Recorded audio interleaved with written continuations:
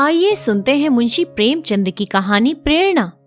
कहानी वाली सोनम की आवाज में। मेरी कक्षा में सूर्य प्रकाश से ज्यादा उद्यमी कोई लड़का ना था, बल्कि यूं कहो कि अध्यापन काल के 10 वर्षों में मेरा ऐसी विषम प्रकृति के शिष्य से सामना न पड़ा था।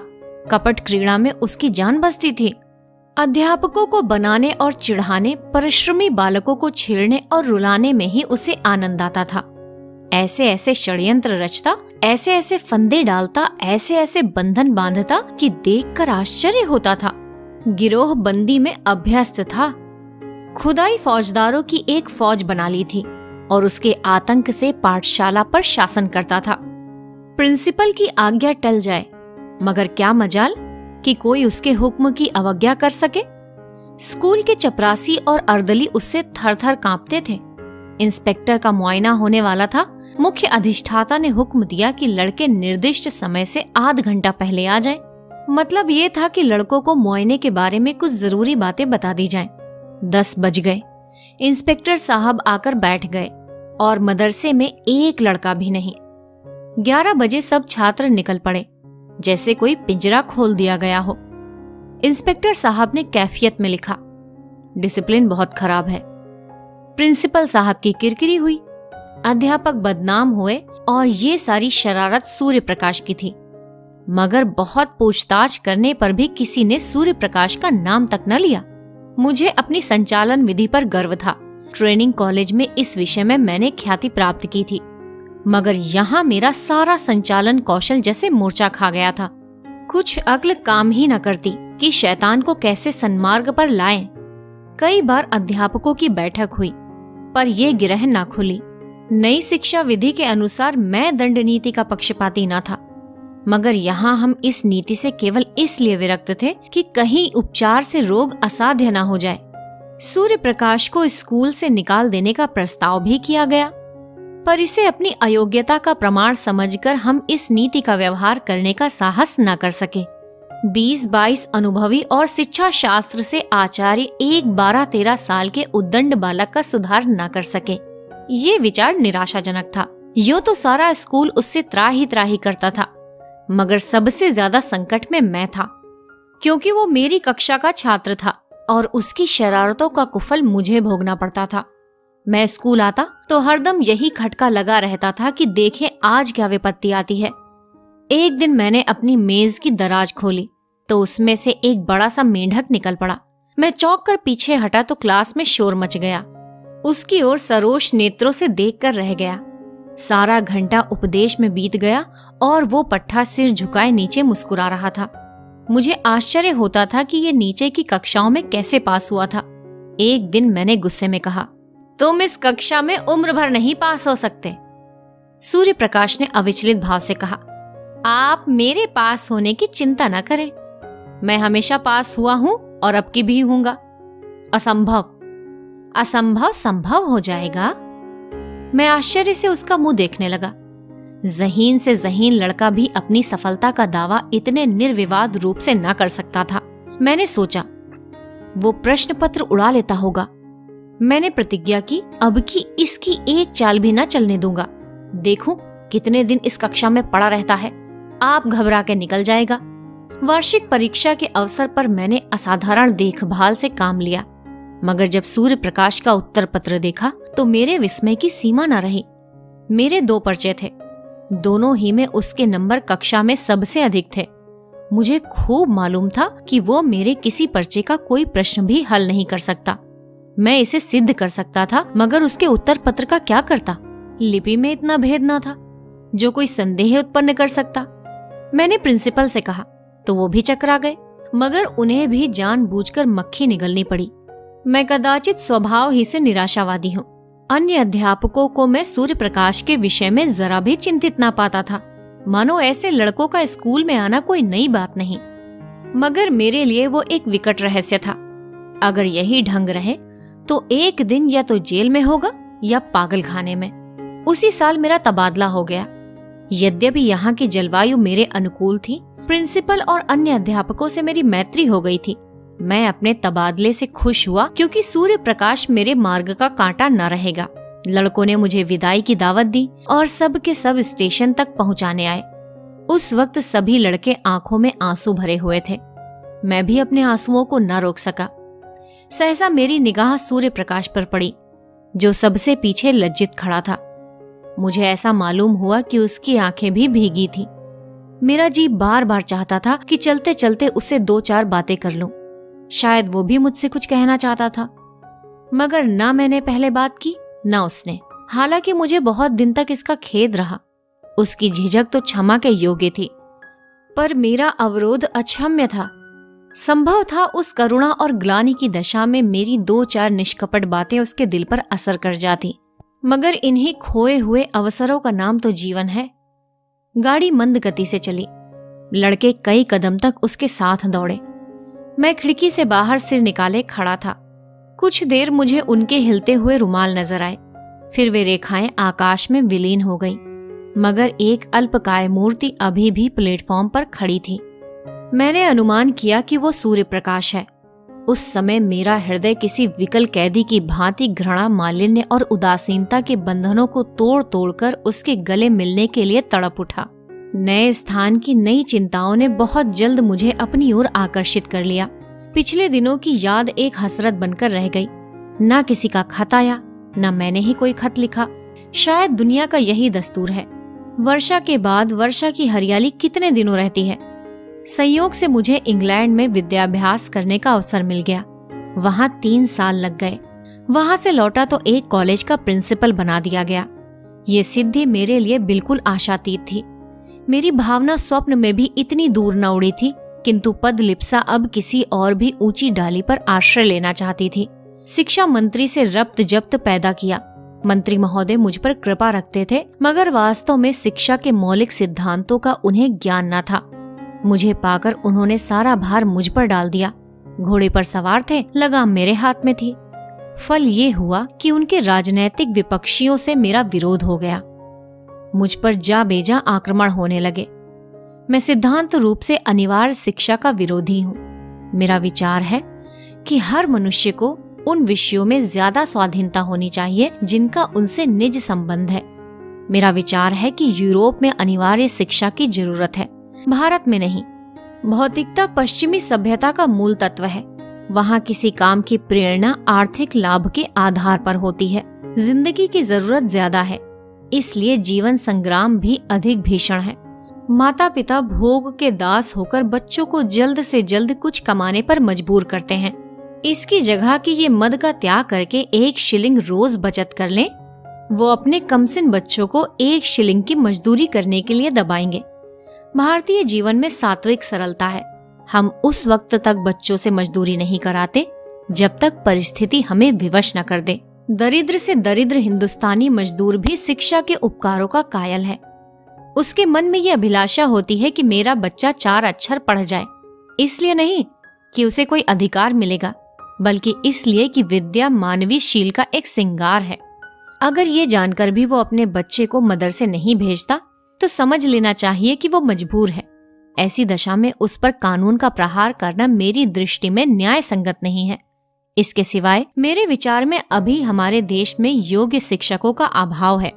अर्ध शिक्षित और अल्प वेतन पाने वाले अध्यापकों से आप ये आशा नहीं रख सकते कि वो कोई ऊंचा आदर्श आपके सामने रख सकेंगे। अधिक से अधिक इतना होगा कि 4-5 वर्ष में बालक को अक्षर ज्ञान हो जाएगा।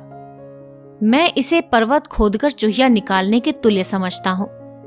वयस्कता प्राप्त हो जाने पर यह मसला 1 महीने में आसानी से तय किया जा सकता है। मैं अनुभव से कह सकता हूँ कि युवावस्था में हम जितना ज्ञान 1 महीने में प्राप्त कर सकते हैं, उतना बाल्यावस्था में 3 साल में भी नहीं कर सकते। फिर खामखा बच्चों को मदरसे में कैद करने से क्या लाभ? मदरसे के बाहर रहकर उसे स्वच्छ वायु तो मिलती है, प्राकृतिक अनुभव तो होते हैं। पाठशाला में बंद करके आप उनके मानसिक और शारीरिक दोनों विधानों की जड़ काट देते हैं। इसलिए जब प्रांतीय व्यवस्थापक सभा में अनिवार्य शिक्षा का प्रस्ताव पेश हुआ तो मेरी प्रेरणा से मिनिस्टर साहब ने उसका विरोध किया। नतीजा ये हुआ कि प्रस्ताव अस्वीकृत हो गया। फिर क्या था, मिनिस्टर साहब की और मेरी वो लेदे शुरू हुई कि कुछ न पूछिए। व्यक्तिगत आक्षेप किए जाने लगे। मैं गरीब की बीवी था, मुझे सबकी भाभी बनना पड़ा।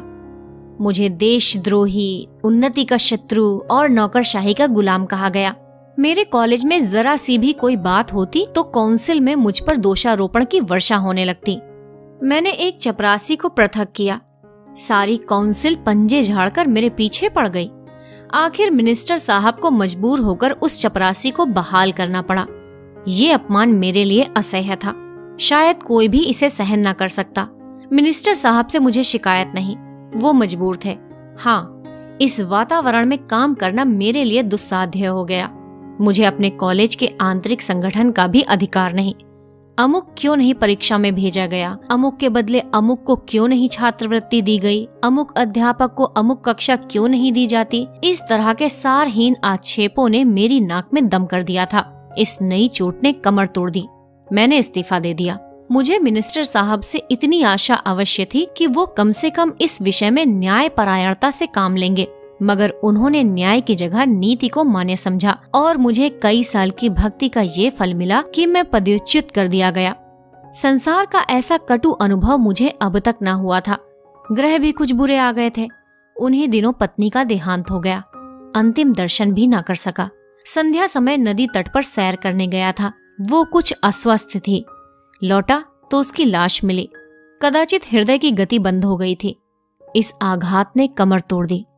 माता के प्रसाद और आशीर्वाद से बड़े बड़े महान पुरुष कृतार्थ हो गए हैं। मैं जो कुछ हुआ पत्नी के प्रसाद और आशीर्वाद से हुआ। वो मेरे भाग्य की विधात्री थी। कितना अलौकिक त्याग था, कितना विशाल धैर्य। उनके माधुर्य में तीक्ष्णता का नाम भी न था। मुझे याद नहीं आता कि मैंने कभी उनकी भ्रुकुटी संकुचित देखी हो। वो निराश होना तो जानती ही न थी। मैं कई बार सख्त बीमार पड़ा हूँ। वैद्य निराश हो गए, पर वो अपने धैर्य और शांति से अणु मात्र भी विचलित नहीं हुई। उन्हें विश्वास था कि मैं अपने पति के जीवन काल में मरूंगी, और वही हुआ भी। मैं जीवन में अब तक उन्हीं के सहारे खड़ा था। अब वो अवलंब ही न रहा तो जीवन कहाँ रहता। खाने और सोने का नाम जीवन नहीं है। जीवन का नाम है सदैव आगे बढ़ते रहने की लगन का। ये लगन गायब हो गई। मैं संसार से विरक्त हो गया और एकांतवास में जीवन के दिन व्यतीत करने का निश्चय करके एक छोटे से गांव में जा बसा। चारों तरफ ऊंचे ऊंचे टीले थे। एक ओर गंगा बहती थी। मैंने गंगा के किनारे एक छोटा सा घर बना लिया और उसी में रहने लगा। मगर काम करना तो मानवीय स्वभाव है। बेकारी में जीवन कैसे कटता। मैंने एक छोटी सी पाठशाला खोल ली। एक वृक्ष की छाह में गांव के लड़कों को जमा करके कुछ पढ़ाया करता था। उसकी यहाँ इतनी ख्याति हुई कि आसपास के गांव के छात्र भी आने लगे। एक दिन जब मैं अपनी कक्षा को पढ़ा रहा था कि पाठशाला के पास एक मोटर आकर रुकी और उसमें से उस जिले के डिप्टी कमिश्नर साहब उतर पड़े। मैं उस समय केवल एक कुर्ता और धोती पहने हुए था। इस वेश में एक हाकिम से मिलते मुझे शर्म आ रही थी। डिप्टी कमिश्नर मेरे पास आए तो मैंने झेपते हुए हाथ बढ़ाया, मगर वो मुझसे हाथ मिलाने के बदले मेरे पैरों की ओर झुके और उस पर सिर रख दिया। मैं कुछ ऐसा सिटपिटा गया कि मेरे मुंह से एक शब्द भी ना निकला। मैं अंग्रेजी अच्छी लिखता हूँ, दर्शन शास्त्र का भी आचार्य हूँ, व्याख्यान भी अच्छे दे लेता हूँ, मगर इन गुणों में एक भी श्रद्धा के योग्य नहीं। श्रद्धा तो ज्ञानियों और साधुओं ही के अधिकार की वस्तु है। अगर मैं ब्राह्मण होता तो एक बात थी, हालांकि एक सिविलियन का किसी ब्राह्मण के पैरों पर सिर रखना अचिंतनीय है। मैं अभी इसी विस्मय में पड़ा था कि डिप्टी कमिश्नर ने सिर उठाया और मेरी तरफ देखकर कहा, आपने शायद मुझे पहचाना नहीं। इतना सुनते ही मेरे स्मृति नेत्र खुल गए। बोला, आपका नाम सूर्य प्रकाश तो नहीं है? जी हाँ, मैं आपका वही अभागा शिष्य हूँ। 12-13 वर्ष हो गए।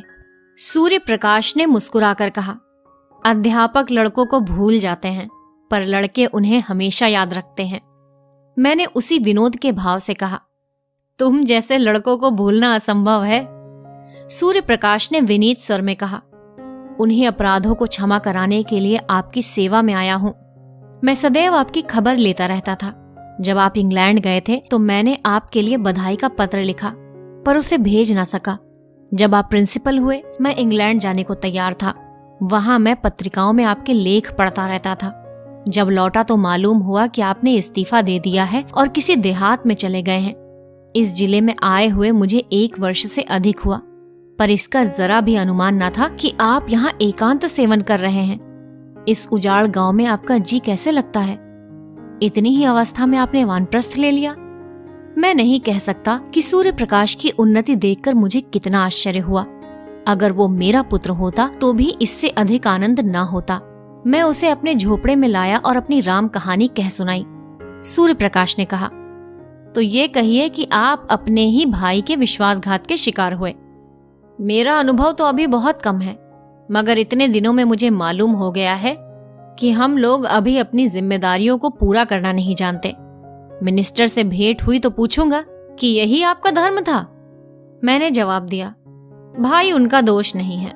संभव है इस दशा में मैं भी वही करता जो उन्होंने किया। मुझे अपनी स्वार्थ लिप्सा की सजा मिल गई और उसी के लिए मैं उनका ऋणी हूँ। बनावट नहीं, सत्य कहता हूँ कि यहाँ मुझे जो शांति है वो और कहीं नहीं थी। इस एकांत जीवन में कुछ जीवन के तत्वों का वो ज्ञान हुआ जो संपत्ति और अधिकार की दौड़ से किसी तरह संभव न था। इतिहास और भूगोल के पोथे चाटकर और यूरोप के विद्यालयों की शरण में जाकर भी मैं अपनी ममता को न मिटा सका, बल्कि ये रोग दिन दिन और भी असाध्य होता जाता था। आप सीढ़ियों पर पांव रखे बगैर छत की ऊंचाई तक नहीं पहुंच सकते। संपत्ति की अट्टालिका तक पहुंचने में दूसरों की जिंदगी ही जीनों का काम देती है। आप कुचल कर ही लक्ष्य तक पहुंच सकते हैं। वहां सौजन्य और सहानुभूति का स्थान ही नहीं। मुझे मालूम होता है कि उस वक्त मैं हिंसक जंतुओं से घिरा हुआ था और मेरी शक्तियां अपनी आत्मरक्षा में ही लगी रहती थीं। यहाँ मैं अपने चारों ओर संतोष और सरलता देखता हूँ।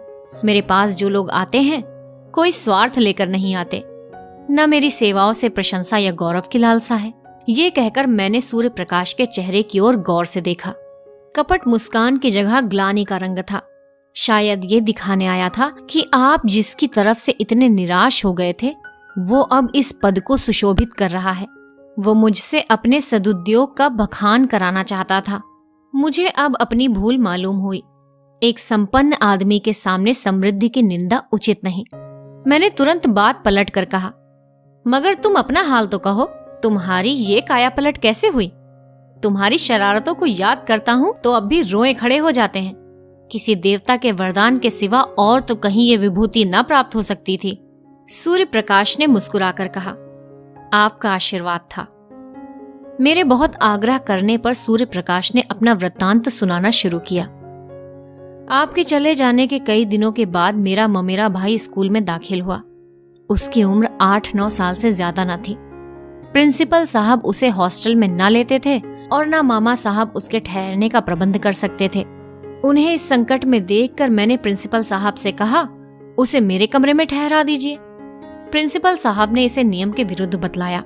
इस पर मैंने बिगड़कर उसी दिन हॉस्टल छोड़ दिया और एक किराए का मकान लेकर मोहन के साथ रहने लगा। उसकी माँ कई साल पहले मर चुकी थी। इतना दुबला पतला कमजोर और गरीब लड़का था कि पहले ही दिन से मुझे उस पर दया आने लगी। कभी उसके सिर में दर्द होता, कभी ज्वर हो आता। आए दिन कोई न कोई बीमारी खड़ी रहती थी। इधर सांझ हुआ और झपकी आने लगी। बड़ी मुश्किल से भोजन करने उठता। दिन चढ़े सोया करता और जब तक मैं गोद में उठाकर बिठा न देता उठने का नाम न लेता। रात को बहुधा चौंक कर मेरी चारपाई पर आ जाता, मेरे गले से लिपट कर सोता। मुझे उस पर कभी क्रोध न आता। कह नहीं सकता क्यों उससे प्रेम हो गया। मैं जहाँ पहले 9 बजे सोकर उठता था, अब तड़के उठ बैठता, उसके लिए दूध गर्म करता, फिर उसे उठाकर हाथ मुंह धुलाता और नाश्ता कराता। उसके स्वास्थ्य के विचार से नित्य वायु सेवन को ले जाता। मैं जो कभी किताबें लेकर ना बैठता था उसे घंटों पढ़ाया करता। मुझे अपने दायित्व का इतना ज्ञान कैसे हो गया, इसका मुझे आश्चर्य है। उसे कोई शिकायत हो जाती तो मेरे प्राण नखों में समा जाते। डॉक्टर के पास दौड़ता, दवाएं लाता और मोहन की खुशामद करके दवा पिलाता। सदैव ये चिंता लगी रहती थी कि कोई बात उसकी इच्छा के विरुद्ध न हो जाए। इस बेचारे का यहाँ मेरे सिवा दूसरा कौन है?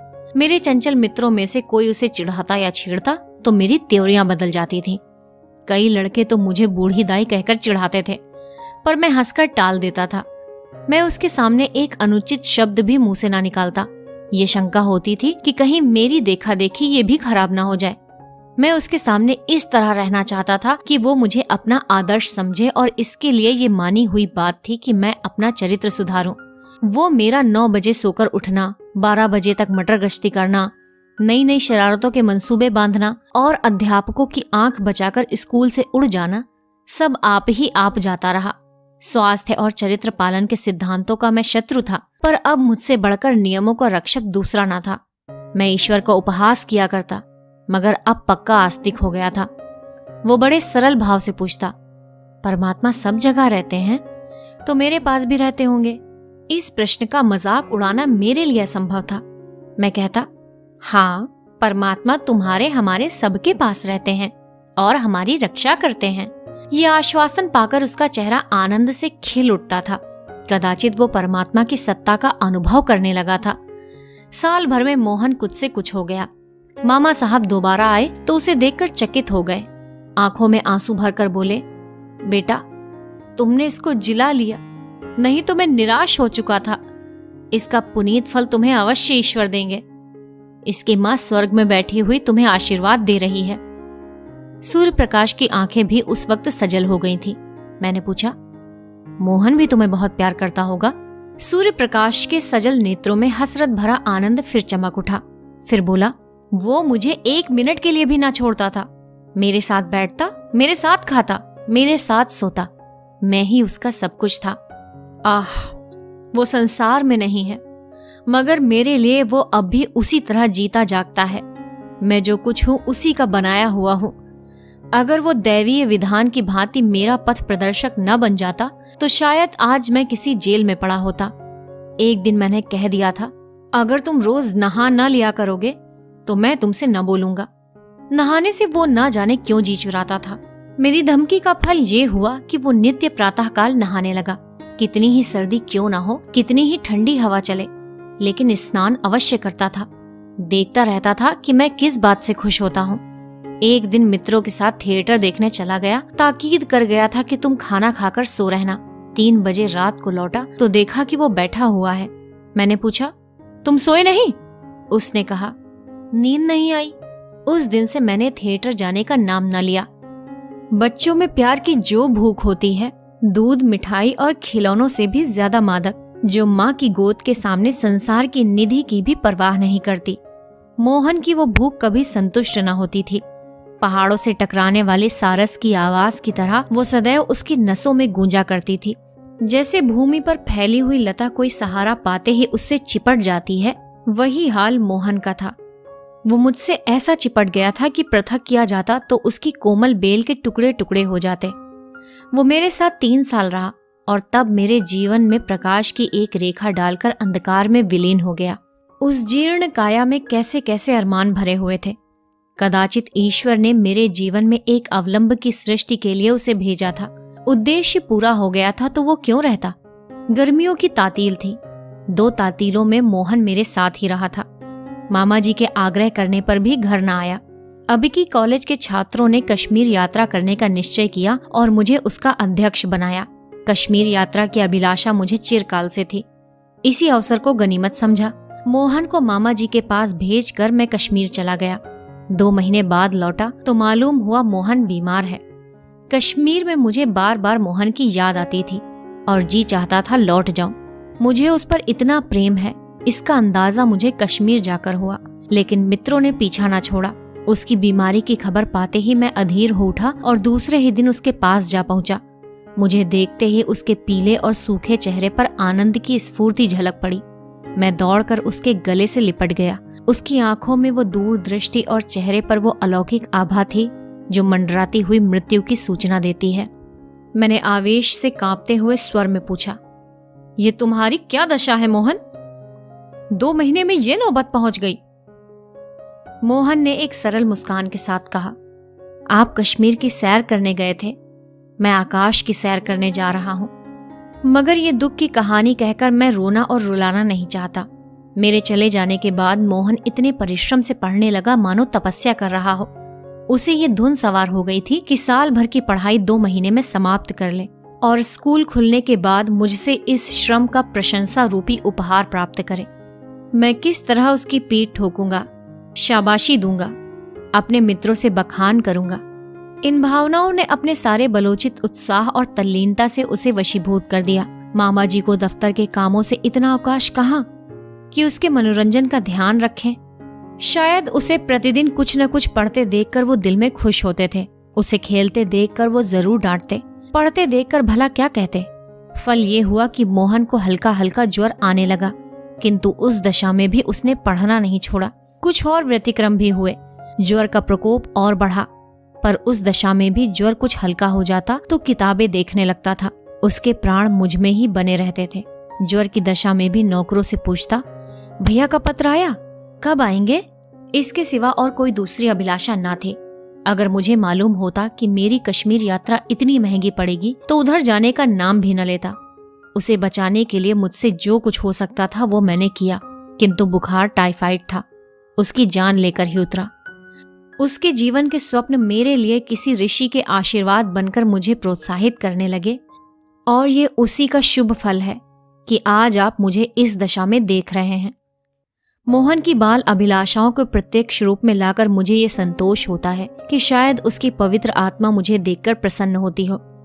यही प्रेरणा थी कि जिससे कठिन से कठिन परीक्षाओं में भी मेरा बेड़ा पार लगाया।